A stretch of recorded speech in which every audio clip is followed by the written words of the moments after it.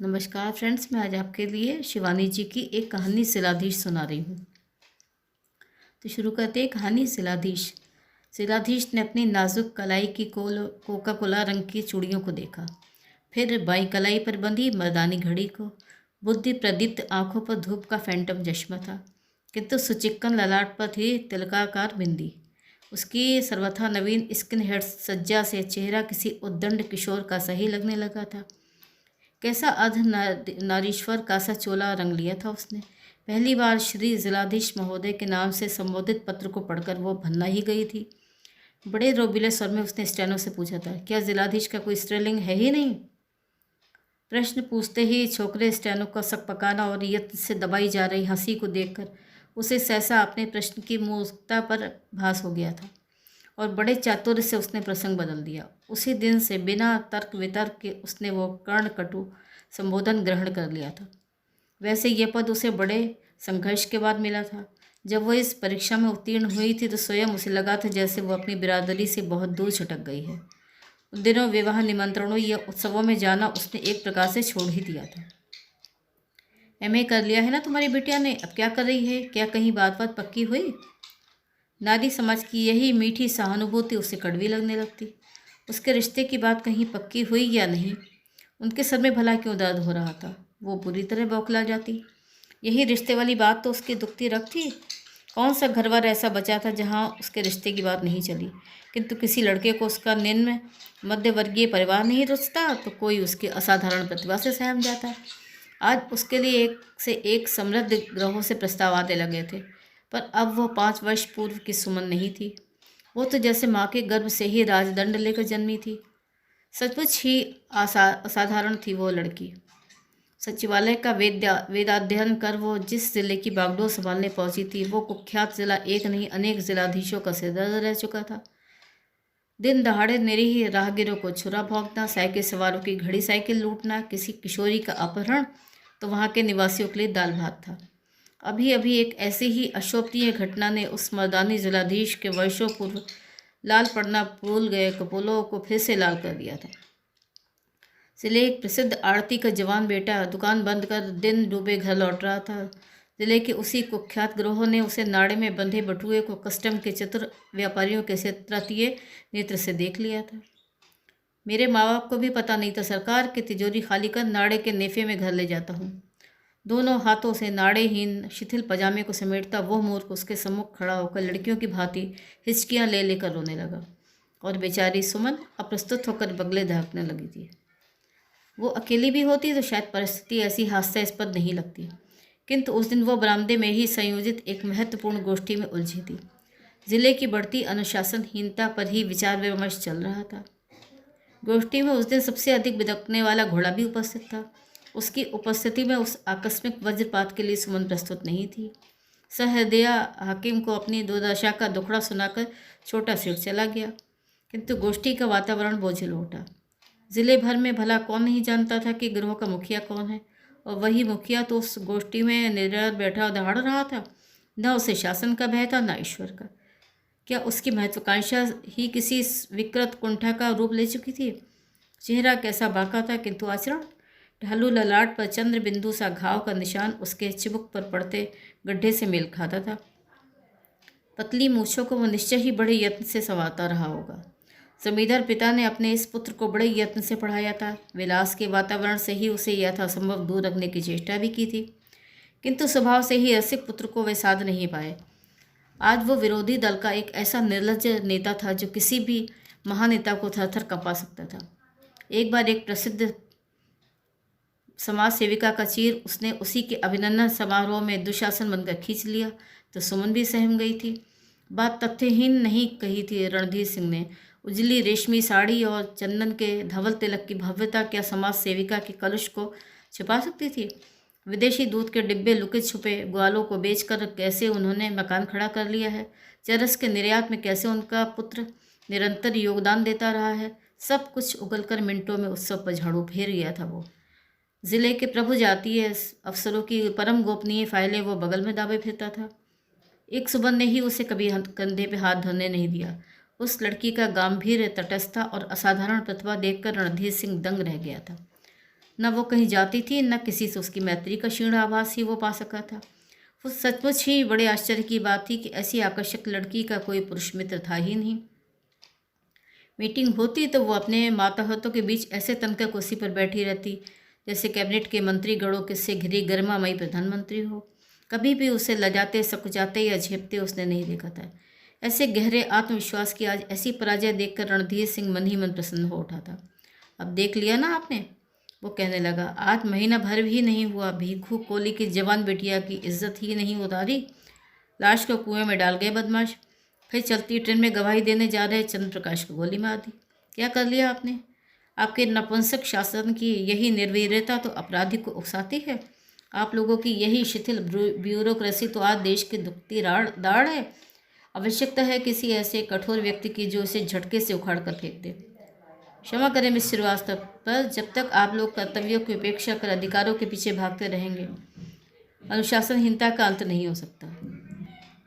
एक चतुर विदेशी उद्योगपति हैजर्ड आप लोगों को खुली पुस्तक सा ही बांस गया है। जानती हैं क्या लिखा है उसने? वो फिर बड़ी शिष्टता से सिगरेट फूंकता सुमन की ओर झुकने लगा।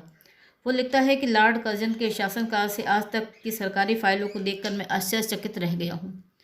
तब और अब की शासकीय भाषा, मूल विषय की पकड़ एवं शासन की गतिविधि में एक आकर्षक साम्य है। इतनी बड़ी चोट कर गया फिरंगी, पर हम फिर भी नहीं बदले। अब आप ही बताइए मिस श्रीवास्तव, ऐसी गोष्ठियाँ, सेमिनार क्या केवल खिलवाड़ मात्र नहीं बन गई हैं? एक एक बिस्किट कुतर, घूंट भर कॉफ़ी घुटक हम कद्दू में कौन सा तीर मार लेते हैं। मुझे आज्ञा दे, आज ज़रा बाहर जा रहा हूँ। कोई कुछ कहता, इससे पूर्व ही अपना ऊंचा धड़ और ऊंचा तानता वो सद से निकल गया था, पर वो अपना उतरा चेहरा झुकाए चुपचाप बैठी रही। बड़ा उजड़ है साहब ये, अयोध्या प्रसाद जी ने चुप्पी तोड़कर कहा। किसी महिला के सम्मुख कैसे बोलना चाहिए ये भी नहीं सीख सका। हम सबकी ओर से उस छोकरे को बकवास के लिए क्षमा करें मिस श्रीवास्तव। क्षमा कैसी? उन्हें विदा देती सुमन बड़ी स्वाभाविकता से मुस्कुरा उठी थी। उसे भला कौन नहीं जानता? ठीक ही तो कह रही थी वो, किंतु विरोधी दल के उस बिना ताज के बादशाह को न्योते बिना भी तो किसी सरकारी पंगत की कुशल नहीं थी। वो क्या इतना नगण्य था कि उसे वो ना बुलाती? कौन सा विधेयक संसद के समक्ष विचाराधीन है? असेंबली में पूछे गए किस नंगे प्रश्न की आतिशबाजी विरोधी को झुलसा सकती है? वो सब जानता था। फिर वो दल बदलने में शायद अपनी कमीज़ बदलने से भी कम समय लेता था। इसी से उसका मूल्य इधर अचानक बढ़ गया था। अपने जमींदार प्रसाद में वो एकदम अकेला रहता था। पास ही उसका विराट फार्म था और कुछ लोगों का तो कहना था कि उसका वही फार्म ज़िले के दस्यु दल का भिंड मुरैना है। एक बार उसने ज़िले के उच्च अधिकारियों को सहभोज पर निमंत्रित किया तो सुमन उसके प्रासाद का वैभव देखकर चकरा गई थी। किसी रियासती महल का सा दरबार हॉल अपने आदमकद आयनों में अतिथियों को उनके शत प्रतिबिंब दिखाकर सहमा गया। बहुत ऊंची दीवारों पर टंगी जमींदार वंश के पुरखों के सुनहरे चौखटों में मड़ी तस्वीरें, बीच बीच में लगे क्रूर आदमखोरों की तीखी तनी सुनहली मूछें, 12 सिंहों के दर्जनों मुंड और उन सब के बीच खड़ा एक विराट अन्ना भैंसे का महिषासुर सा मुख। सुमन उन्हें बार बार देखती जा रही थी कि वह हंस हंस कर उसे एक एक का इतिहास बतलाने लगा था। ये मैंने फला जंगल में मारा था और ये फला जंगल में, असल में शिकार मेरी एकमात्र हॉबी है। चलिए ना आप। सुमन ने हंसकर बात टाल दी थी। शिकार को, और वो भी उसके साथ? उस भोज के पश्चात उस उद्दंड युवक ने 2-3 बार और भी सुमन की ओर मैत्री का हाथ बढ़ाया था, किंतु 5 वर्ष की नौकरी ने सुमन को बहुत कुछ सिखा दिया था। बचपन में पढ़ी कम इन टू माई पार्लर कविता का अर्थ वो अब समझ सकती थी, किंतु इतने दिनों की तटस्थता से बना उसका गांभीर्य दुर्ग आज सहसा ढेर हो गया था।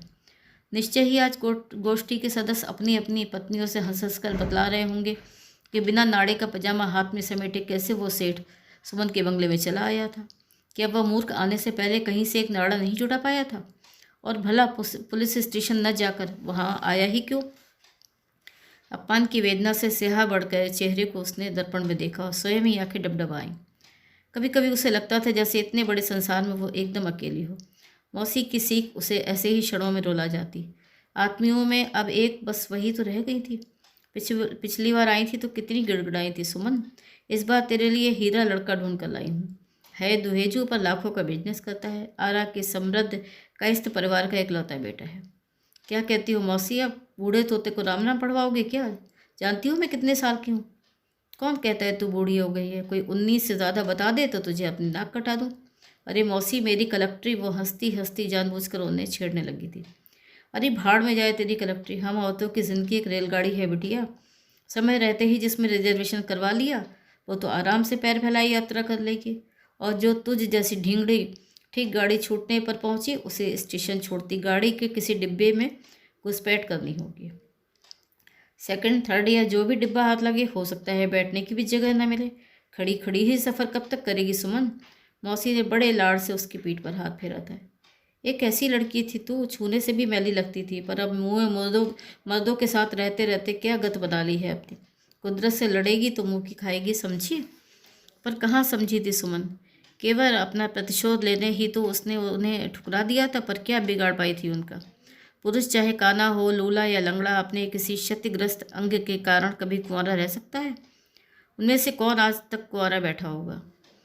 उस दिन सुमन नित्य की भांति न घूमने ही गई, न चश्मा चढ़ाकर उसने नीरस फाइलों का ही अवलोकन किया। दूसरे दिन भी उसने छुट्टी ले ली। तीसरे दिन स्वयं उसे ही अपनी अकर्मण्यता उकसा गई। बहुत दिनों से एक तहसील का दौरा अधूरा पड़ा था, क्यों न उसे निपटा ले। कई बार उसे उस तहसील की कुव्यवस्था संबंधी गुमनाम पत्र आ चुके थे। नित्य वो सरकारी गाड़ी पर ही दौरे पर निकलती थी। साथ में रहती थी पूरी सरकारी कुमुक, स्टेनो, अदली और एकाध मुसाहिब। उस तहसील का मार्ग बेहद दुर्गम होने पर भी सुमन को बेहद पसंद था। आज वो अपनी गाड़ी लेकर अकेली ही जाएगी। अचानक पहुंचकर ही अकर्मण्य तहसीलदार को पुरुषोचित क्रोध से झकझोरना होगा। वो दौरे पे जा रही है, कल शाम तक लौटेगी, ये किसी और को ना कहे। ये सब हिदायतें देकर अपने नौकर को बताकर वो चली तो प्रगल्भ संध्या का अवसान भी नहीं हुआ था। हल्की हवा से सुमन के कटे केश फहराने लगे और उसने गाड़ी रोककर स्कार्फ बांध लिया। साड़ी वो बहुत कम पहनती थी, जीन्स या फिर बेल बॉटम।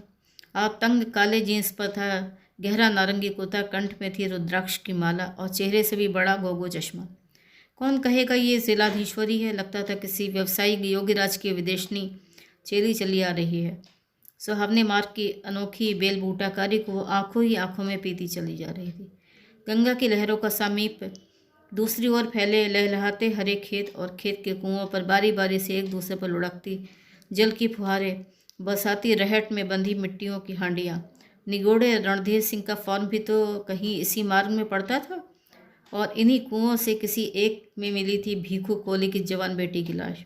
अचानक एक धक्के के साथ सुमन की गाड़ी रुक गई। बार बार चलाए जाने पर भी गाड़ी अचल खड़ी रही तो वो नीचे उतरी। ऐसा तो पहले कभी नहीं हुआ था। एक दो बार परिक्रमा कर उसने अनाड़ी हाथों से गाड़ी के अंजर पंजर ठकठका लिए, किंतु नाड़ी हाथ में आई ही नहीं। दिन डूबने लगा था। एक ओर था तीव्र धारा में बहती गंगा का चौड़ा पाट और दूसरी ओर थी गहन वन की हृदय वेदित निस्सीम शून्यता। एक ही उपाय था, गाड़ी वहीं छोड़कर पैदल ही अब वो किसी बस्ती का संधान करना होगा। जेब के रिवॉल्वर को हाथ से छूकर वो आश्वस्त हो चलने को मुड़ी ही थी कि उस अरण्य में घुंघरू से खनके। वो जंगली खरही सी की तरह चौकन्नी होकर सुनने लगी। निश्चय ही उसके कान बज रहे थे। इस जंगल में भला घुंघरू कैसे बच सकते थे? उसने फिर कदम उठाया ही था कि घुंघरू का स्वर स्पष्ट हो उठा। एक धीमी सी रोशनी टिमटिमाई और उसने देखा घुंघरू छमछमाता एक इक्का चला आ रहा है। अधलेटा गाड़ीवान बड़ी ही अलमस्ती से गाता चला आ रहा है। सुमन अब तक अकेली खड़ी होकर भयभीत नहीं हुई थी। इस मस्त गाड़ीवान के उल्लसित कंठ स्वर से कांप उठी। गाड़ीवान ने सिर और गर्दन को शायद किसी कपड़े से लपेट लिया था। यही नहीं, होठों को भी सौराष्ट्र के बराहवटियों के अंदाज में लपेट वो और भी भयावह बन गया था। गाड़ी को देखते ही उसने लगाम खींचकर इक्का रोक लिया। पहले शायद वो सुमन को देख नहीं पाया, फिर पहचानते ही उसने चेहरे का बंधा कपड़ा खोल दिया। अरे बाप, यहाँ इतनी रात को क्या कर रही हैं? ड्राइवर नहीं है क्या? उस निर्जन वन में रणधीर सिंह को देखकर सुमन उतनी आश्वस्त नहीं हुई जितना एक परिचित चेहरे को देखकर होना चाहिए था। नहीं, 17 ही मील तो जाना था। सोचा था घंटे भर में ही जाकर लौट भी आऊँगे, पर पता नहीं गाड़ी को क्या हो गया। सुमन फिर झुक झुक कर इंजन को ऐसे देखने लगी जैसे कह रही हो मैं ठीक कर लूँगी, आप अपना रास्ता नापें। सुनिए, रणधीर सिंह ने गाड़ी पर झुकी सुमन को अपने कड़े स्वर से चौंका दिया। मेरी हवेली पास ही है, आप गाड़ी यहीं छोड़ दें और मेरे साथ घर चलें। वहाँ से मैं आपको अपनी गाड़ी में छोड़े आऊँगा। चलिए, अब यहाँ रुकना ठीक नहीं है। पर ऐसी भीड़ बस्ती में आप अकेली चली कैसे आईं? सुमन ने बड़ी ही अनिच्छा से पर्स निकाला, गाड़ी को लॉक किया और सिर झुकाए उसके साथ चलने लगी। दूर जाकर न जाने क्या सोचकर उसका रहस्यमय साथी रुक गया। उफ, कैसा मूर्ख हूँ मैं, उसने हंसकर कहा। आप ज़रा रुके मिस श्रीवास्तव, मैं इक्का ले आऊँ। एक अस्पष्ट संशय में उलझी सुमन खड़ी हो गई। अभी तो कह रहा था मेरी हवेली पास ही है, फिर इक्का लाने की क्या सोची। वो इक्का लेकर आया और उसके पास ही रुक गया। आइए, चढ़ पाएंगी क्या, हंसकर उसने पूछा। शायद सुमन के शरीर से ही लग रही जीन्स के कठोर बंधन को देखते ही वो समझ गया कि वो चढ़ नहीं पाएगी। रुकिए, वो कहकर धम से नीचे कूदा और लपक कर उसे गोद में उठाकर इक्के पर बिठा दिया। फिर स्वयं एक छलंग लगाकर उसने लगाम थाम ली। पल भर को सुमन को लगा कि पंख लगाकर इक्का हवा में तैरता चला जा रहा है। कई बार तो उसने होठ काटकर चीख रोक ली। मैंने बड़े शौक से बनवाया है ये इक्का मिस श्रीवास्तव, अलमस्त चालक कहता जा रहा था। नित्य अपने हाथ से पॉलिश करता हूँ और घोड़ा कलकत्ते के रेस कोर्स से अनफिट हो गया था, ज़रा सी चोट खा गया था। मैं इसी सब अपने रेस कोर्स में दौड़ाता हूँ। क्यों बेटा, पवन है ना वहाँ, इसका नाम था एरो। जीतने पर एक से एक सुंदरी मेम साहब लोग इसे गलबहियाँ से घेर कर तस्वीरें उतरवाती थी। इसी से बहुत दिनों बाद एक सुंदरी मेम का साहब पाकर कैसा सब भरपेट भागा जा रहा है। आदत से लाचार है रसिया, देखिए ना, आपकी फिएट भी इसके सामने हार गई। पवन सचमुच ही पवन बना चला जा रहा था। कई बार ऊबड़ खाबड़ सड़क के कंकड़ों पर फिसलता इक्का ऐसे झंझना उठता जैसे अभी अभी सवारी समेत औंधा होकर लुढ़क जाएगा। वो बार बार चालक की पीठ पर बेवस्ता से लुढ़क जाती और कंधे पकड़ लेती। कसकर मेरी पीठ पकड़ लीजिए मिस श्रीवास्तव, ये पवन है, बड़े नक्शेबाज। जब तक चाबुक मार मार कर तेज न भगाए जाएं, काबू में नहीं आते। और वो तड़ातड़ चाबुक लग पाता, इक्के की गति को और भी तीव्र कर देता। लगता था वो भयावह यात्रा का कभी अंत ही ना होगा। न कहीं एक बस्ती थी, न दिए का प्रकाश। 2 बजे रात को भला किस घर में दिया टिमटिमा सकता था। अचानक लगाम खींचकर चालक ने इक्का रोक दिया। सुमय भयत्रस्त दृष्टि से इधर उधर देखने लगी। यह तो उससे भी गहन वन की गहराई में डूबने लगी थी। वो सोचती रही, उतरूं या बैठी रहूं। मुस्कुराकर रणधीर सिंह उसके पास आकर खड़ा हो गया। क्यों, उतरेंगे नहीं क्या? बिना उसके उत्तर की प्रतीक्षा किए ही उसने एक बार फिर उसे कागज़ के फूल की तरह फक से उठा लिया। पर इस बार उसने उसे ज़मीन पर नहीं उतारा। पुरुष के पसीने की अजनबी गंध के अनभ्यस्त नथनों का कौमार्य सहम उठा। ये उसी के मन का वहम था। ये सचमुच ही दुसाहसी मत वाला गाड़ीवान उसे अपने से चिपटाए चला जा रहा था। न चाहने पर भी कलेजे की धड़कन नन्हे उबार को छेदती दूसरे कलेजे पर बजने लगी, जैसे जेब घड़ी हो। वो दोनों पैर छटपटाकर नीचे उतरने की चेष्टा करने लगी। आहा, क्यों नीचे उतरने की चेष्टा कर रही हैं? ये रास्ता गोखरू कांटों से पटा पड़ा है और आपके पैरों में है चप्पल। एक भी गड़ गया तो महीनों खाट पर पड़ी रहेंगी। लीजिए, पहुंच गए। उसने सुमन को नीचे उतार दिया और पसीना पोंछने लगा। बाप रे बाप, देखने में तो आप एकदम हल्की फुल्की लगती थी, पर वजन अच्छा खासा है। क्यों? वो हंस कर कहने लगा। सुमन की दोनों हथेलियां पसीने से तर थीं और गला बुरी तरह सूख गया था। कैसी बस्ती थी ये और कहाँ थी उसकी हवेली? अंधेरे में हाथ को हाथ नहीं सूझ रहा था। कांपते हाथ को उसने जीन्स में डाला तो उसे लगा वो गिर पड़ेगी। जेब खाली थी। तब क्या किसी जेब कतरे की दक्षता से ही उसने रिवॉल्वर पार कर दी थी? क्यों मिस श्रीवास्तव, क्या बात है, कुछ गिर गया क्या? देखूं, कहता वो अपना खुरदरा का पोल एकदम सुमन के चेहरे के पास ले आया। सिहर कर वह पीछे हटी और छत्र से छाए एक भीम वट वृक्ष की जटाओं में उलझ कर रह गई। उसने पहले उसकी नन्ही घड़ी टटोल कर उतार ली, फिर हृदयहीन दस्यु उसके कंठ में पड़ी पतली चेन को जानबूझकर ही बड़ी विलंबित गति से ऐसे खोलने लगा जैसे उसके कंठ में पुष्पहार पहना रहा हो। सुमन प्रस्तुत मूर्ति की तरह ही अचल खड़ी थी। घटनाओं का आकस्मिक तनाव कोहरे का सही तरह उसकी चेतना पर छा गया था। उसके शरीर से उठती मादक सुगंध से सहसा वो जंगली मुग्ध होकर झूम गया। वाह वाह, क्या बढ़िया खुशबू लगाई है कलेक्टर साहिबा। इसी में तो एक एक कर आपकी तहसीलें डूब रही हैं। चुप करो, क्रोध से सुमन की चेतना जागृत होकर फुकार उठी। सब ले चुके हो, अब मेरे पास कुछ नहीं है। इस बटुए में 40 रुपये हैं, इन्हें भी रख लो। और सहसा वो टूट पड़ी और बटुआ उसके मुंह पर जोर से पटक कर सिसकने लगी। झूठ बोल रही हैं आप, अभी बहुत कुछ है आपके पास। आप क्या सोचती हैं, 3 तोले की चेन और 2 रत्ती की घड़ी लूटने के लिए ये आपको गोदी में इतनी दूर लेकर आया हूँ? ऐसा मूर्ख नहीं है रणधीर सिंह। बंगाल के जोतदारों का रक्त है मेरी शिराओं में मिस श्रीवास्तव। आप शायद नहीं जानती, मेरी माँ का मायका था मुर्शिदाबाद, सुन नहीं है? इस बार उसने सुमन को एक झटके से खींचकर छाती से लगा लिया। एक पल को सुमन बुत की तरह खड़ी रही, फिर दूसरे ही क्षण उस तीक्ष्ण नखा साहसी लड़की ने उसे नोच नोच कर दूर ढकेल दिया। न जाने कहाँ से दुबली पतली बाहों में किसी छिपी गुप्ती सी ही तीखी धार उभर आई थी, किंतु शत्रुता अजय उसके लौह पाश से वो मुक्ति नहीं पा सकी। उस निर्जन वन स्थली में खड़े दैत्याकार वृक्षों से टकरा टकरा कर उसकी विवश सिसकियाँ उसी तक लौट आईं। आज तक पुरुष के कंधे से कंधा मिलाकर प्रत्येक क्षेत्र में अपनी मौलिक प्रतिभा, साहस और सूझबूझ से वो धड़ाधड़ आगे बढ़ती चली गई थी। उस वीरांगना का गर्वोन्नत मस्तक आज पहली बार नारित्व की सीमा प्राचीर से टकराकर चूर चूर हो गया था। वो यदि पुरुष होती तो क्या उसके इतने दिनों के एकाग्र कौमार्य साधना का एक ही अभिशप्त रात्रि की करवट के साथ ऐसे व्यग्र होती? बहुत होता तो उसे लूटपाट कर ये दस्यु उसके प्राण ही ले लेता, किंतु उसे तो वो प्राण न लेकर भी आज निष्प्राण छोड़ गया था।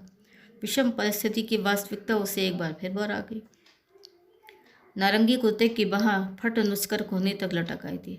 यत्न से सेट किए गए केश जैसे किसी ने टीस कर पूरे चेहरे पर फैला दिए थे। सुमन! अचानक उसकी धृष्ट पुकार सुनकर वो जैसे आसमान से गिरी। रेशमी पलकों के आंसू अभी सूखा भी नहीं थे। क्षमा करना, तुम्हें नाम लेकर ही पुकार रहा हूँ। तुम्हारे ओहदे का कोई महत्व नहीं रहा, है ना? जब तुम्हें पहली बार देखा था तभी मैंने प्रण कर लिया था एक ना एक दिन।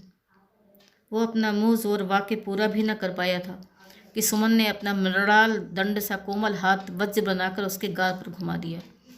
हवा में घूम गई किसी बेंत की पतली छड़ी सी सटाक से रणधीर सिंह पल भर को तिल में ला गया। फिर उसने उसी हाथ को ज़बरदस्ती खींचकर होंठों से लगा लिया। ऐसे तिल मिलाने से कुछ नहीं होगा सुमन। कौन जीता है कौन हारा है ये भी क्या मुझे ही बतलाना होगा? पर तुम्हें विश्वास दिलाता हूँ जलाधीश्वरी, आज की यह मीठी स्मृति केवल हम दोनों की ही धरोहर रहेगी। साक्षी रहेगा ये उदार अश्वत्थ। फिर वो छटपटाती सुमन को अपनी चौड़ी छाती से चिपटाए थोड़ी ही देर में तृप्त खर्राटे भरने लगा। चेष्टा करने पर भी सुमन फिर बंधन मुक्त नहीं हो पाई। एक करवट लेकर उसका भयावह सहचर पलटा तो वो छिटक कर उठ गई। नवोदित सूर्य की पांडुवर्ण किरणों का जाल वन वनांतर चीरता उस अरण्य को रंग गया। वट वृक्ष की मौन शाखाएं प्रशाखाएं पक्षी रव से मुखरित हो उठी। क्या बढ़िया नींद आई, मैं तो भूल ही गया था कि तुम भी मेरे साथ सोई हो। वो हंसा। ओह, उस कुटिल कामी की हंसी कैसी स्वच्छ होने दोष थी। मैं तुम्हारे पास नहीं सोई थी, क्रुद्ध स्वर में फुफकारती सुमन और 2 कदम पीछे हट गई। तवोदय सूर्य की पांडवर्ण किरणों का जाल वनांतर चीरता उस अरण्य को रंग गया। वट वृक्ष की मौन शाखाएं प्रशाखाएं पक्षी रव से मुखरित हो उठी। क्या बढ़िया नींद आई, मैं तो भूल ही गया था कि तुम भी मेरे साथ सोई हो। वो हंसा। ओह, उस कुटिल कामी की हंसी कैसी स्वच्छ होने दोष थी। मैं तुम्हारे पास नहीं सोई थी, क्रुद्ध स्वर में फुफकारती सुमन और 2 कदम पीछे हट गई। ओह, तब क्या बरगद की जटा पकड़कर लटकी थी अब तक? वो फिर हंसकर सिगरेट सुलगाने लगा। देखो ना, मेरा कुर्ता अभी भी तुम्हारे आंसुओं से भीगा है। अपने मलमल के कुर्ते को उसने सामान्य रूप से उठाकर दिखाया और खुले बटनों के बीच वो लोमश छाती को देखकर सुमन फिर कांप गई। लगता है बहुत नाराज़ हो। क्यों? चलो चलो, तुम्हारी तहसील तक पहुंचा दूं? कह देंगे रास्ते में कलेक्टर साहिबा की गाड़ी ख़राब हो गई थी। वो तो अच्छा हुआ फार्म से गल्ला ट्रक पर लगाकर मैं लौट रहा था। वो फिर बड़े उल्लसित स्वर से सीटी बजाने लगा। चलते चलते वो अचानक मुड़ा। उसके पीछे से झुकाए किसी मंत्रपुत्र डोरी में बंधी सुमन चली जा रही थी। सुमन!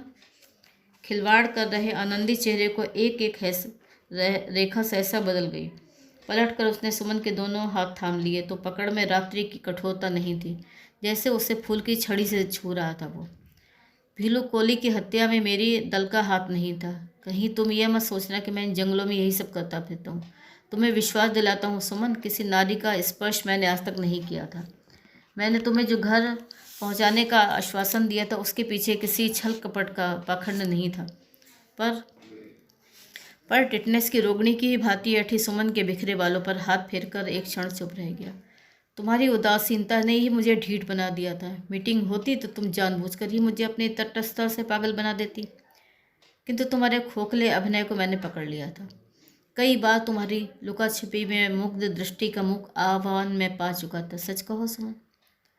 उसने सुमन के दोनों कंधे पकड़ लिए और झुकी पलकों पर अपना तीक्ष्ण दृष्टि निबद्ध कर दी। सुमन जैसे प्रखर सूर्य की किरणों के तेज के सम्मुख आंख नहीं उठा पा रही थी। कैसी विचित्र है तुम्हारी सज्जा। वो स्वयं ही बोलता चला जा रहा था। कभी कांसे सी चमकती अर्धनग्न पीठ पर बड़े औदार्य से प्रदर्शन कर तुम्हारा ब्लाउज, और कभी किसी छोकरे के से ढीले कुर्ते की मेखला में लुका छिपी खेलता और रहस्यमय बन गया तुम्हारा यौवन। क्या तुम जानबूझकर स्वयं ही दुर्भाग्य को नहीं नियोत गई थी? सुमन के स्वाभाविक रूप से सफ़ेद पड़ गए चेहरे को देखकर उसने एकाएक गिरगिटी रंग बदल दिया। सहमी सहचरी को अब उसने चिबुक उठाकर गुदगुदाने की व्यर्थ चेष्टा की। कोई मनहूस सी मैट्रन वाली साड़ी वाड़ी पहनकर दफ्तर में बैठी होती तो शायद ये सब नहीं होता। मैंने ऐसी ऐसी मर्दानी औरतें देखी हैं जो अफसर बनते ही अपनी बलवती इच्छा शक्ति से मूछें तक उगा लेती हैं। तुम्हारी कसम सुमन, एक ठुड्डी पर तो मैंने दाढ़ी भी देखी थी। 46 इंच सीना और ऐसी चौड़ी हथेली के तमाचा मारे तो 32 बाहर। पर तुम तो केवल नाम की ही अफसरी हथिया सकी हो। क्यों? सुमन चुपचाप खड़ी रही। Let us part friends. उसने फिर हंसकर अपना हाथ सुमन की ओर बढ़ा दिया, किंतु उसके मैत्रीपूर्ण आह्वान के व्यर्थ कर सुमन अपने कुर्ते की ऊंची बाहों को यत्न से संभालती आगे बढ़ गई। इक्के को उसने बंगले से पहले ही रोककर उसे उतार दिया। बिना उसकी ओर एक बार भी देखे वो तेजी से निकल गई। बंगले पर पहुंची तो मान बहादुर अचानक लौट आई सौमिनी को देखकर घबरा गया। माली की सलोनी पुत्री को वो अपनी मेम साहब के कॉफ़ी के मग में हंस हंस कर झागदार कॉफ़ी पिला रहा था। हड़बड़ाकर मालिक नंदिता उठ गई। सुमन ने कठोर दृष्टि से दोनों को देखा और कमरे में चली गई। जहाँ देखो वहीं प्रकृति की ये हृदयहीन ठिठोली कनपट्टी पर अभी भी शिराएं जैसे पटापट हथौड़ियाँ चला रही थी। गुसलखाने में घुसकर उसने पूरा शॉवर खोल दिया और घंटों नहाती रही। मान बहादुर सहमे स्वर में बंद दरवाजे से ही 2 बार चाय के लिए पूछ कर लौट गया। नहाकर निकली तो उसने यूडी कॉलोन की आधी शीशी शरीर पर उड़ल ली, किंतु अजय पुरुष परिमल शिकारी ग्रे हाउंड की भी बाती उसका पीछा कर रही थी। रात भर का अस्वाभाविक तनाव किसी दुस्वप्न के कोहरे के धुंध से उसे घेर गया। अलमारी में धरी एस्प्रिन खाने की उसे महीनों में एक आध बार ही आवश्यकता पड़ती थी, वो भी मात्र 1 गोली। आज 3-3 गोलियां घुटकने पर भी सिर दर्द से भटा जा रही था और चेहरे की तमतमाहट, वो तो जैसे मज्जा में रिस कर रह गई थी। मान बहादुर डरते डरते चाय की ट्रे लगा गया। चाय पीकर उसने अपने अर्दली को बुलवा भेजा तो मान बहादुर सहमा।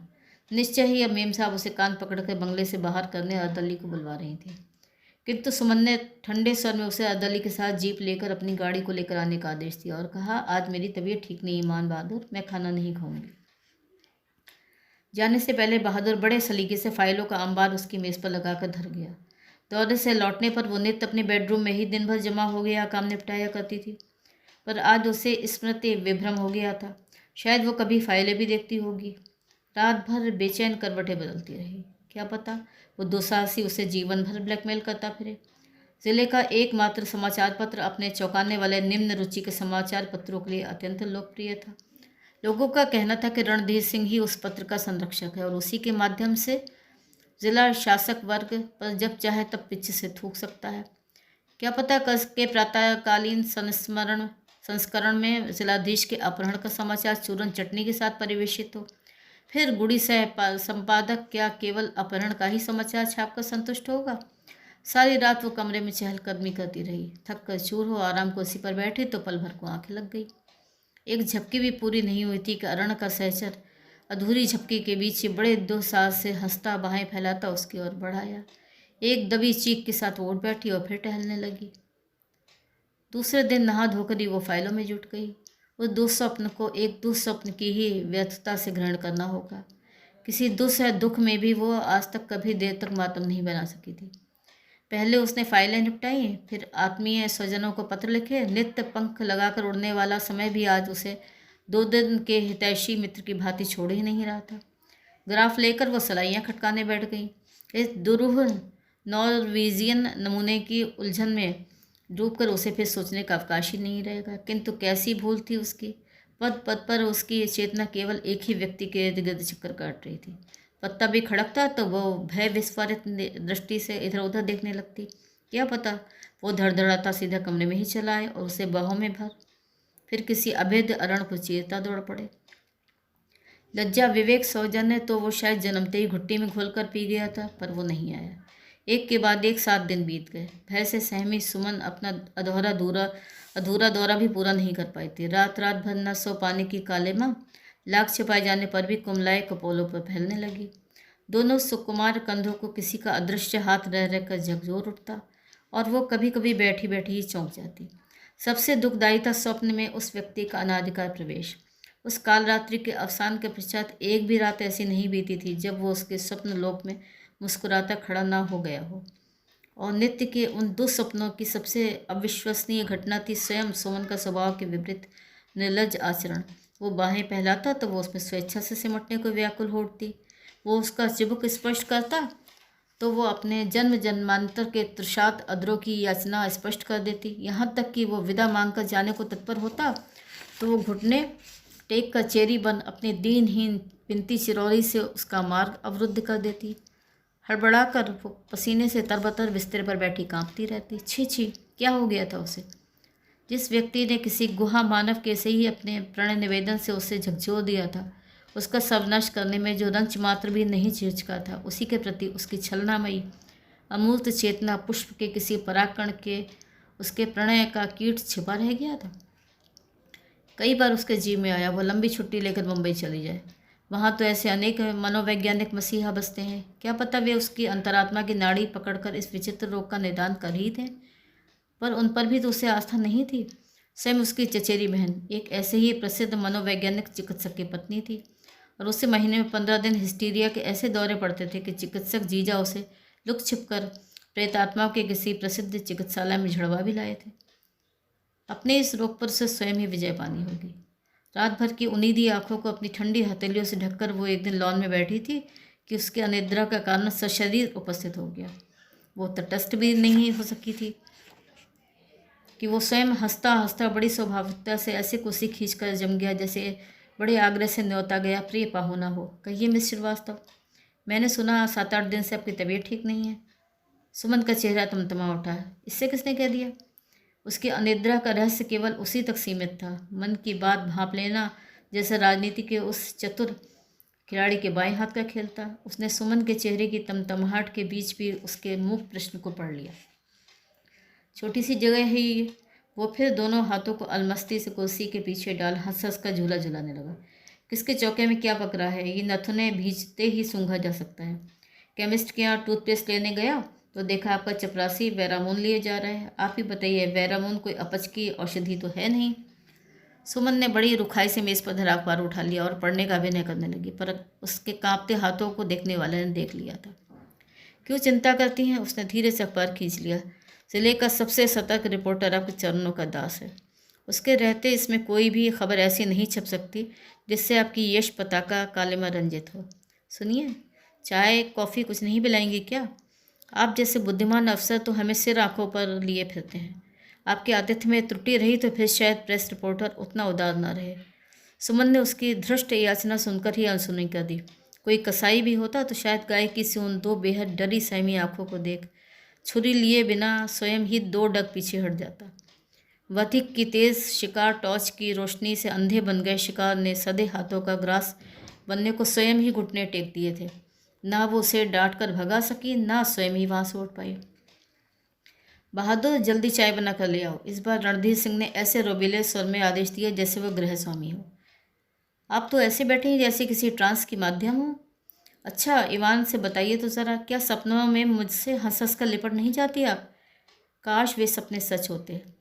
सुमन चौंक कर उसे देखती ही रह गई। कहता क्या है वो? क्या सचमुच ही ये किसी अघोरी तांत्रिक का सर्वदर्शी अंतर्यामी चेला है?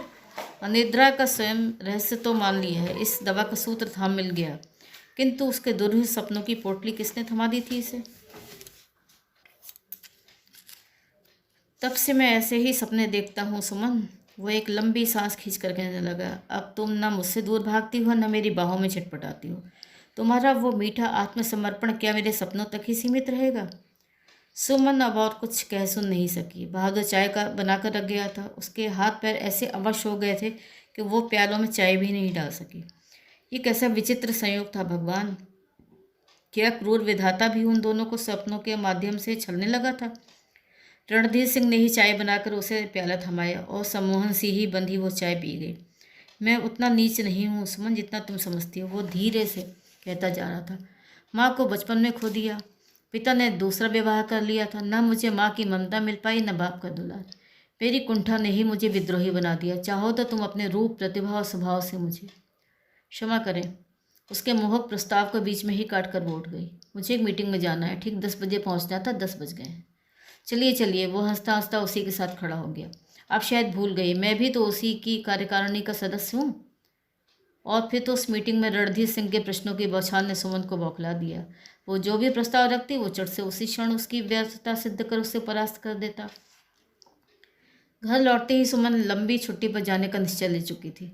ये ठीक था कि ऐसा निश्चय लेकर वो स्वयं अपने बंधु वर्ग के सम्मुख पराजय ग्रहण कर रही थी। जब 8 महीने पूर्व वो इस जिले का कार्यभार ग्रहण करने आई थी तो उसके अनेक सहकर्मियों के एक साथ कई पत्र आए थे। वे कभी स्वयं उस जिले का कठिन शासनभार संभाल चुके थे। ये ज़िला तो हमारे प्रदेश का प्रॉब्लम चाइल्ड है, देख लेना। साल भर से पहले ही तुम्हें लंबी छुट्टी पे जाना होगा। एक मित्र ने लिखा तो गर्वीली सुमन ने तीर सा उत्तर भेजा था, निश्चिंत रहो, मुझे छुट्टी की ज़रूरत नहीं पड़ेगी। किंतु आज तो उसे स्वेच्छा से ही अपना बोरिया बिस्तर लपेटना पड़ा था। ये भी संभव था कि इस छुट्टी के बीच उसका तबादला हो जाए, पर यदि नहीं हुआ तब? इस तब का सुमन के पास कोई उत्तर नहीं था। तब उसके लिए एक ही मार्ग खुला रह गया था कि वो मौसी का प्रस्ताव मानकर उसी दोहेजू के गले में मार डाल दे। उस दिन उसने नींद की गोलियां नहीं खाई। क्या पता भाई गोलियां उसे ऐसे उल जलूल सपने दिखा रही हों। रेडियो खोलकर वो चुपचाप बिस्तर पर लेट गई। किसी प्रसिद्ध सितार वादक का आलाप झाला उसकी झपकियां से देता रहा और कई दिनों बाद वो पहली बार गहरी नींद में डूब गई। नींद स्वाभाविक ही थी, किंतु सपना था अस्वाभाविक। नित्य का दुस्वप्न नींद में डूबी पलकों पर फिर उतर आया और सुमन हंसती लजाती उन्हीं बाहों में सिमट गई। आज उसी रात्रि का वो वन विहारी सहचर सज कर आया था। चेहरे पर लिपटा था 12 साफा, ढीला मलमल का कुर्ता, खुले बटनों से चौड़ी सिर सी चमकती छाती, कांपते अधरों पर पतली मूछों का स्पर्श पाकर सोने वाली हड़बड़ा कर उठ बैठी। किंतु ये क्या स्वप्न था? यदि स्वप्न ही था तो क्यों उन बाहों के लौह कपाट मूंद कर रह गए थे? क्यों वो छटपटाने पर भी मुक्त नहीं हो पा रही थी? तुम कैसे आ गए यहाँ? सुमन की दृष्टि अपने मिनी पारदर्शी नाइटी पर पड़ी। वो क्रोध, लज्जा और भय से थर थर काँप उठी। मूर्ख मत बनो, तुम्ही ने तो मुझे बुलाया था। वो बिखरे वालों को पीछे हटाता उसके कान के पास अपना चेहरा ले आया। मैंने? पल पल द्विगुणित हो रहे क्रोध के उफान से पतले होंठ काँप रहे थे। हाँ। उसका सर और भी धीमा हो गया। आज तो सोते ही आ गई थी, बार बार मेरा हाथ खींचकर कहती थी चलो चलो मेरे साथ, फिर भला मैं कैसे नहीं आता। वो शुदातुर होंठ सुमन की नाइटी के पास ले आया तो कूद कर नीचे उतर आई। कैसे आ गए ये परम दुसाहसी? बाहर दो दो संगीनधारी तनिक पदचाप का खटका सुनते ही हॉल्ट हॉल्ट कर नित्य बंगला गुजार देते थे। आज क्या पूरी गारद ही अफीम खाकर सो गई थी? द्वार पर चिटकनी चढ़ी थी, तब क्या गुसल खाने का नल पकड़कर ही ये चतुर नट कमरे में घुसाया? सुमन, अपने को मत छलो। उस रात के बाद क्या तुम किसी दूसरे की बन सकती है? आओ मेरे पास। उफ, उसकी नंगी आंखें कहाँ आकर जड़ गई थी। हड़बड़ाकर सुमन ने चादर लपेट ली। वो फिर हंसा। इसी से तो कहता हूँ साड़ी पहना करो सुमन। उस उद्दंड की धृष्ट आंखें यत्न से लपेटी गई चादर की जैसे धज्जियाँ उड़ा रही थी। आओ सुमन, आओ मेरे पास। उस सजीले प्रणयी का ये कैसा अपूर्व आह्वान था। काश ये हृदय कुत्सित होता, काश उसकी नाक भौंडी चपटी और देह थुलथुली होती, और काश वो चीख चिल्लाकर अपनी गलत को सचेत कर पाती। बंद कर दो इस गुंडे को हवालात में। किंतु गुंडे के घन कुंचित केश सलोने चेहरे पर बिखर आए थे। ललाट के घाव से लेकर चिबुक के गड्ढे तक पंचशर की तूलिका जादुई रंग के फुहारे छोड़ गई थी। एक छोटे से जिले का जिले रईस के सम्मुख एक प्रणयोत्पत हृदय के मंडलाधीश बनने का प्रश्न था। जानबूझकर ही क्या इस लुभावनी पदोन्नति के सुअवसर को हाथ से निकल जाने दे? इस बार बाहें उसकी ओर बढ़ी तो वो स्वयं ही सिर झुकाए पलंग की पाटी पर बैठ गई। एक एक कर फिर न जाने कितने दिन बीत गए। नित्य ही गारद की आंखों में धूल झोंकी जाने लगी। चपरासी को अब नींद की गोलियां लेने नहीं जाना पड़ता। जिलाधीश के सुशासन का अभयदान पाकर साइकिल सवार बेधड़क आधी रात को इधर उधर घूमने लगे। छोटे सेठ के फिर नाड़े में अपना बैंक बैलेंस कर लटका कर घर आने लगे। किंतु ऐसा उत्कट प्रेम क्या आज तक कभी छिपा है? प्रखर सूर्य की किरणों की भांति उस अभिनव प्रेम का प्रकाश अंधों की भी आंखें चौंधियाने लगा। दोनों एक साथ 2-3 दिन के लिए बाहर भी घूम आए थे और लौटते ही सुमन मौसी को चिट्ठी लिखने बैठ गई। ऐसे महत्वपूर्ण पत्रों से पहले कई संस्करण बनकर बिगड़ते हैं। प्रिय मौसी लिखकर उसने 3-4 पन्ने फाड़ दिए। चौथी बार उसने कलम को साथ कर लिखा। प्रिय मौसी, मैंने कल विवाह कर लिया। चौंको मत मौसी, अभी किसी को पता नहीं है। तुम ही हमारी पहली ऐसी आत्मीय हो जिसे हम ये शुभ समाचार दे रहे हैं। विवाह कचहरी में ही हुआ, किससे हुआ, वो कौन है, ये सब देखने पर ही जान लोगी। इतना तुम्हें विश्वास दिलाती हूँ, ना रूप में ठगी गई हूँ ना गुण में। तुमने ठीक ही कहा था मौसी, कुदरत से लड़ोगी तो। वो अपना वाक्य पूरा कर भी नहीं पाई थी कि उसे लगा समस्त ब्रह्मांड उसे गोदी में लिए घूम रहा है। छोटी बड़ी आंतें एक साथ जैसे किसी नागरदोले में घूमी चली जा रही थी। अधूरी चिट्ठी कलम नीचे पटक कर महिमामयी जिलाधीश ने दोनों हाथों से सिर थाम लिया और वहीं पर वमन करने लगी। धन्यवाद। तो ये थी आज की कहानी जिलाधीश। कहानी सुनने के लिए आप सबका बहुत बहुत धन्यवाद।